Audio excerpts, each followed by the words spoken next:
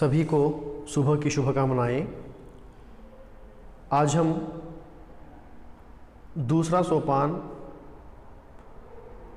आधुनिक कविता में चौथी जो कविता, वो जो कविता के बारे में पढ़ेंगे। वो कविता को पढ़ाने से पहले मैं आपको कुछ बातें कहना चाहता हूँ कवि के बारे में। आप सभी को हिंदी के सुप्रसिद्ध अभिनेता के बारे में पता है, वह है अमिताभ बच्चन। अमिताभ बच्चन के बारे में भारत में हर बच्चा जानता है, क्योंकि इतने सुप्रसिद्ध अभिनेता हैं। अमिताभ बच्चन के पिताजी डॉक्टर हरिवंश राय बच्चन। ये जो कविता को किसने लिखा है? डॉक्टर हरिवंश राय बच्चन ने इस कविता को लिखे हैं। ये हरिवंश राय बच्चन अपनी प्रिया को लेकर ये इस पद्य को लिखे गए हैं। तुम गा दो मेरा गान अमर हो जाए। अपनी प्रिया से कह रहे हैं, तुम गा दो मेरा गान, मैं अमर हो जाता हूँ, कहकर अपनी प्रिया से कह रहे हैं। अब कवि परिचय देखेंगे। कवि परिचय डॉक्टर हरिवंश राय बच्चन हिंदी साहित्य के सुप्रसिद्ध गीतकार और हालावाद के प्रवर्तक माने जाने वाले बच्चन जी का जन्म 1907 में 1907 में प्रयाग के कटरा मोहल्ले में हुआ था। आपने प्रयाग विश्वविद्यालय से अंग्रेजी में एमए और कैम्ब्रिज विश्वविद्यालय से पीएचडी की उपाधि प्राप्त की। कुछ वर्ष आपने भारत सरकार के विदेश मंत्रालय में हिंदी भाषा विशेषज्ञ के रूप में काम किया। आप राज्यसभा सदस्य भी रहे। आपकी मृत्यु 2003 में हुई। आपकी प्रमुख रचनाएं हैं मधुशाला, मधुबाला, मधुकलश, निशा निमंत्रण, प्रणय पत्रिका, हलाहल, बंगाल का अकाल आदि। प्रस्तुत कविता में अपूर्व संगीत है। यहाँ संगीत को लेकर अपनी प्रिया से कह रहे हैं, वह संगीत प्राणों के तार तार को हिला देता है। वो जो संगीत है प्राणों के तार तार को क्या हिला देने वाला है। मधुर स्वप्न और मादक कल्पनाओं के साथ साथ मोहक शब्दावली का प्रयोग आपकी निजी विशेषता है। समाज के प्रति मनुष्य का दायित्व एवं विश्व के प्रति उदारवादी दृष्टिकोण कवि की जिम्मेदारी के साथ साथ पाठकों के प्रति कृतज्ञता का भाव इस कविता का केंद्रीय विषय है। यहाँ प्रिया कौन है? जनता ही प्रिया है इनके लिए। जनता को ही प्रिया मान रहे हैं। आपकी कविताओं पर उमर खयाम की रुबाइयों का प्रभाव दिखाई देता है। ये किससे प्रेरित हैं? उमर खयाम से प्रेरित हैं। कौन है? हरिवंश राय बच्चन उमर खयाम से प्रेरित होकर, अंग्रेजी में इंस्पायर कहते हैं, इंस्पायर होकर ये एक कवि बने। तो कविता को देखेंगे। तुम गा दो मेरा गान अमर हो जाए, मेरे वर्ण वर्ण विशृंखल चरण चरण भरम आए, गूंज गूंज कर मिटने वाले मैंने गीत बनाए। देखो, हरिवंश राय बच्चन कह रहे हैं, तुम गा दो मेरा गान अमर हो जाए। मैं जो लिखा हूं पंक्तियों को, उन पंक्तियों को गाने के रूप में गाओ, मैं अमर हो जाता हूं, मेरा गान अमर हो जाता है, कहकर जनता को प्रिया मान रहे हैं। अपनी प्रिया से कह रहे हैं, मेरे वर्ण वर्ण विशृंखल, मेरा जो वर्ण है, वर्ण मतलब हर एक जो अंग्रेजी में लेटर्स कहते हैं, लेटर्स किस तरह हैं? स्वतंत्र हैं। स्वतंत्र वर्ण हैं। मेरे जो स्वतंत्र वर्णों को चरण चरण भरमाए, चरणों में मैं उनको जमा कर स्वतंत्रता से बंधनहीन मुक्त स्वतंत्र जो वर्णों से चरण को बनाया मैंने, गूंज गूंज कर मिटने वाले, कानों में गूंज गूंज कर मिटने वाले मैंने गीत बनाए। किस तरह? कानों में क्या? गूंज गूंज कर मिटने वाले मैंने गीत बनाए हैं। ये कह रहे हैं कि मैंने ऐसे जो गीतों को बनाया हूं कह रहे हैं। आगे क्या कह रहे हैं देखेंगे। कूक हो गई हुक गगन की कोकिल के कंठों पर, तुम गा दोगे मेरा गान अमर हो जाए। कह के जो कह रहे हैं, क्या कह रहे हैं? जो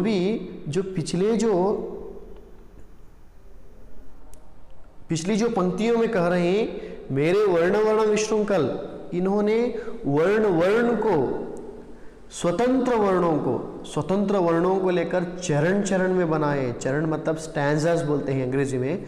गूंज गूंज कर मिटने वाले, ये गूंज गूंज कर मिटने वाले ये गीत बनाते हैं। ये गीतों को किस तरह गाने के लिए कहते हैं? देखो, कूक हो गई हुक गगन की। कूक मतलब लंबी और गहरी आवाज। कौन लंबी और गहरी आवाज में गाती है? कोकिला। कोकिला क्या? लंबी गहरी आवाज में कोकिला गाती है। और हुक गगन की दर्द की आवाज में गाती है। हुक मतलब दर्द की आवाज। दर्द की आवाज में कौन गाती है? कोकिला। कोकिला क्या करती है? दर्द की आवाज में गगन की ओर देखकर वो क्या करती है? गाने लगती है। कि ये कह रहे हैं कि मैंने भी इस तरह के जो स्वतंत्र वर्णों को लेकर चरण चरण बनाए, वो भी कैसे? गूंज गूंज कर मिटने वाला गीतों को मैंने बनाया है। ऐसे गीतों को आप लोगों ने किस तरह गाओ? कह रहे हैं कि जिस तरह कोकिला दर्द भरी आवाज में गाती है, उस तरह मैंने जो चरणों को लिखा है उन चरणों को गाओ तो मेरा गान अमर हो जाता है। तुम गा दो मेरा गान। मैंने इतनी मेहनत से जो बनाया है चरणों को, वो जो मेरा गान क्या होता है? अमर हो जाता है। कह रहे हैं, जब जब जग ने कर फैलाए मैंने कोश लुटाया, रंक हुआ मैं निज निधि खोकर जगती ने क्या पाया। देखो, ये कह रहे हैं जब जब जग ने कर फैलाए, जब भी जग इसके आगे कर फैलाए, जो भी आदमी इसके आगे हाथ फैलाता है, मैंने कोश लुटाया। कोश मतलब जो भी इनके पास जो रहता है, जो कोश धन को ये क्या करते हैं? लुटाते हैं। रंक हुआ मैं निज निधि खोकर, इस तरह मैं दूसरों को देते देते क्या हो गया? मैं गरीब हो गया। मैं गरीब होने पर जगती ने क्या पाया? ये प्रश्न कर रहे हैं। मेरे से जगती ने क्या पाया कहकर ये प्रश्न कर रहे हैं। मेरे से जगती ने क्या पाया करके जगती को ये प्रश्न कर रहे हैं। मेरे से आपने क्या पाया? ये सारी निधि खोकर मैंने रंक हुआ। भेंट न जिसमें कुछ ना कुछ खोऊं, पर तुम सब कुछ पाओ। ये कह रहे हैं मुझे कोई भेंट नहीं है, मुझे कोई एहतराज नहीं है कि मैंने जो भी खो रहा हूँ, पर तुम सब कुछ पाओ। मेरे से तुम सब कुछ पाओ। ये जग का जो भला करने के लिए जा रहे हैं, वो कुछ भी हो जाए, वो कितने भी गरीब हो जाए, ये क्या उसके बारे में इनको कोई एतराज़ नहीं है। ये सिर्फ किसके बारे में सोच रहे हैं? जग के बारे में सोच रहे हैं। ये कह रहे हैं कि मैंने रंक हुआ, मुझसे तुमने क्या पाया कह के ये जग को प्रश्न भी कर रहे हैं। प्रश्न करते करते कह रहे हैं मुझे कोई भेंट नहीं है कि मैं कुछ खो रहा हूँ, पर तुम सब कुछ पाओ मुझसे। तुम ले लो, मेरा दान अमर हो जाए। तुम मैं जो दे रहा हूँ उसको ले लो, मेरा दान भी अमर हो जाएगा। अमर मतलब कभी भी ना मिटने वाला, इस धरती पर सदा रहने वाला जो दान हो जाएगा। ऐसे ही तुम गा दो मेरा गान अमर हो जाएगा। जो भी मैं दान दे रहा हूँ वो लेकर मेरे दान को अमर कर रहे हैं। जिस तरह मैंने स्वतंत्र वर्णों से जो चरणों को लिखा है, वो चरणों को आप गाओ। तुम गा दो मेरा गान अमर हो जाए। इसका मतलब है मेरा जो गान गाओ तुम्हें, मेरा गान क्या होता है? अमर हो जाता है। कह रहे हैं सुंदर और असुंदर जग में मैंने क्या ना सराहा, इतनी ममतामय दुनिया में मैं केवल अनचाहा। कह रहे हैं सुंदर और असुंदर जग में मैं क्या ना सराहा। कह रहे हैं कि सुंदर ब्यूटीफुल, असुंदर, असुंदर मतलब अगली, ये जो दुनिया में मैं क्या ना सराहा, ये मैं कुछ भी नहीं सराया इस दुनिया में, ये अच्छा है वो अच्छा नहीं करके मैं किसी को नहीं सराहा नहीं। इतनी ममतामय दुनिया में, ममतामय मतलब सिंपत्ति वाली जो दुनिया में मैं केवल अनचाहा, मैं क्या, मुझे कोई चाहने वाला नहीं है इस दुनिया में, मैं केवल अनचाहा। ये दुनिया में सुंदर और असुंदर चीज़ों को मैंने नहीं सराया, मुझे कुछ भी इस दुनिया में पसंद नहीं आया। कह रहे हैं इतनी ममतामय दुनिया में मैं केवल अनचाहा, ये जो ममतामय दुनिया में मुझे किसी ने नहीं चाहता। देखूं अब किसकी रूकती है आ मुझ पर अभिलाषा। ये कह रहे हैं देखता हूँ कि मुझ पर किसकी अभिलाषा आकर रुकेगी, कौन मुझे चाहेगा, अभी मैं देखूंगा। तुम रख लो मेरा मान अमर हो जाए, अपनी प्रिया से कह रहे हैं तुम रख लो मेरा मान अमर हो जाए, कि मेरा जो भी मान है, मान सम्मान है, मेरा सारा जो मान सम्मान रख लो, मेरा मान सम्मान अमर हो जाएगा। तुम गा दो मेरा गान अमर हो जाए, मेरा गान अमर हो जाए, तुम मेरा गाना गाओ कि वो अमर हो जाएगा। दुख से जीवन बीता फिर भी शेष अभी कुछ रहता, जीवन की अंतिम घड़ियों में भी तुमसे यह कहता। देखो ये कह रहे हैं दुख से जीवन बीता फिर भी, मेरा जीवन क्या दुख से ही बीता, सारा जीवन दुख से बीता। शेष अभी कुछ रहता, अभी मेरे जो जीवन में शेष मतलब बैलेंस बहुत सारे चीज़ें हैं। कह रहे हैं क्योंकि ये क्यों कह रहे हैं, जो आदमी पैदा होता है वो आदमी की आशाएं होती हैं, वो दुख से ही क्या होता है, मरता है, क्योंकि उसके जीवन की आशाएं क्या नहीं होती, पूर्ण नहीं होती। आदमी की आशाएं अनंत हैं, वो जो आशाएं क्या हैं, अनंत हैं। आशाओं का कोई अंत नहीं है, आशाएं उभरते ही रहते हैं आदमी के अंदर। शेष अभी कुछ रहता, और भी मेरे जो जीवन के अंदर और भी कुछ आशाएं हैं, जीवन की अंतिम घड़ियों में भी तुमसे यह कहता। ऐसे जो जीवन के अंदर बहुत सारे आशाएं रहते हैं, वह आशाएं कभी भी अंत नहीं होंगे। एक आशा आती है, वो आशा पूरी होने पर दूसरी आशा उभरने लगती है, दूसरी आशा आरंभ हो जाती है, दूसरी आशा आदमी के अंदर पैदा हो जाती है। तो ऐसे जीवन में शेष रहता ही जाता है आदमी के जीवन के अंदर, उसका कोई अंत ही नहीं रहता। जीवन की अंतिम घड़ियों में ये कह रहे हैं मरते वक्त, जीवन की अंतिम घड़ियां मतलब मरते वक्त भी तुमसे यह कहता मतलब क्या कह रहे हैं, देखो सुख की एक सांस पर होता है अमरत्व निछावर, कि जीवन के अंदर आशाएं हैं वो कभी भी पूर्ण नहीं होंगे। ऐसे पूर्ण ना होने के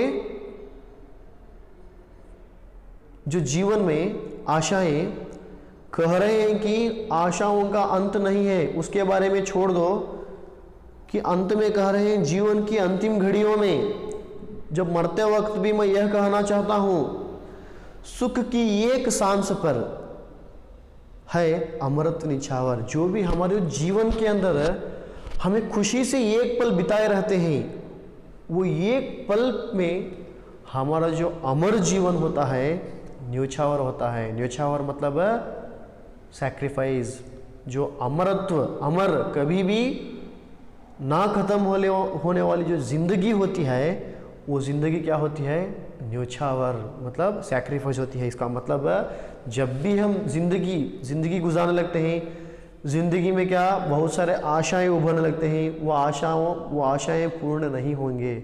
ऐसी ना पूर्ण होने वाली जो जिंदगी के अंदर है, हम जो भी सुख की कुछ पलें बिताए रहते हैं जीवन के अंदर, कुछ पलों को बिताए रहते हैं सुख की पलों को, वो सुख के पलों को याद करते हुए कह रहे हैं कि कौन, हरिवंश राय बच्चन, कि वो एक सुख की सांस पर, जो जीवन में हमें एक पल सुख से बिताए रहते हैं, वो सुख के पल पर हमारा जो जीवन क्या होता है, न्योछावर होता है, सैक्रिफाइस हो जाता है। कहकर कह रहे हैं तुम छू दो मेरा प्राण अमर हो जाए। अपनी प्रिया से कह रहे हैं कि तुम छू दो मेरा प्राण, मेरे जो प्राण को तुम छू दो, मेरा प्राण अमर हो जाएगा।